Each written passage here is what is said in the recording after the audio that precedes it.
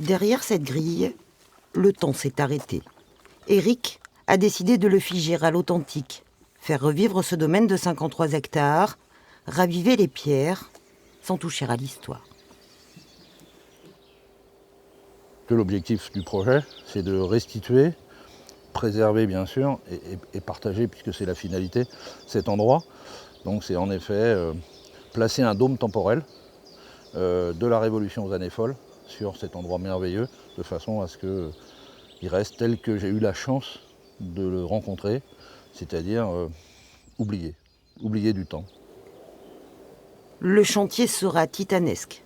Pour retrouver sa fierté d'antan, la bâtisse devra d'abord se dresser à nouveau dans le paysage. Il pèse plusieurs tonnes. Il est en cuivre, en plomb, en laiton, et il reposait originellement sur 6 pieds en chêne de 3 mètres. C'est la signature visuelle absolue de la fin du 19e siècle de ce château. Le premier grand chantier de restitution, ça va être de rendre à Briord son identité visuelle par la restitution de ce campanile. J'espère que ces travaux assez lourds de charpente, de transport, de construction, de remise en état pourront être entrepris dans la dernière partie de cette année. La construction du château commence en 1770. Son premier propriétaire est aristocrate, un certain Joseph Charette de Briord.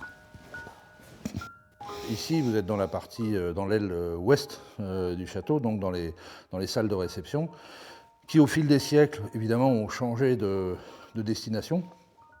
Au XVIIIe siècle, ici c'était une salle de réception, à côté probablement une salle de lecture ou une salle de jeu. Vous savez, on jouait au tric-trac, les gens se réunissaient pour partager de cette façon. Et puis au XIXe siècle, le château a évolué. C'est devenu parfois un fumoir, parfois une salle de billard.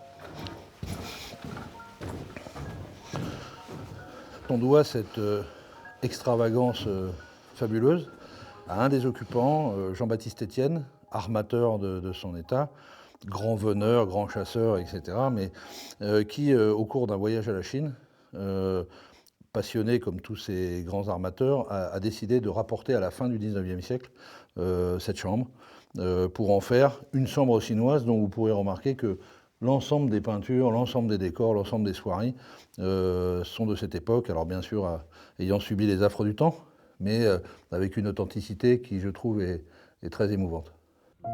Par pudeur, Éric préfère taire le prix d'achat. Il ne dira rien non plus du coût estimé des futurs travaux. Alors c'est le chantier de plusieurs vies, parce qu'une n'y suffira probablement pas. D'innombrables personnes veulent voir Briord, le visiter, etc. Donc je pense qu'au moins sur ce plan-là, on n'échouera pas. Ensuite, quant à la temporalité, combien de temps ça prendra ?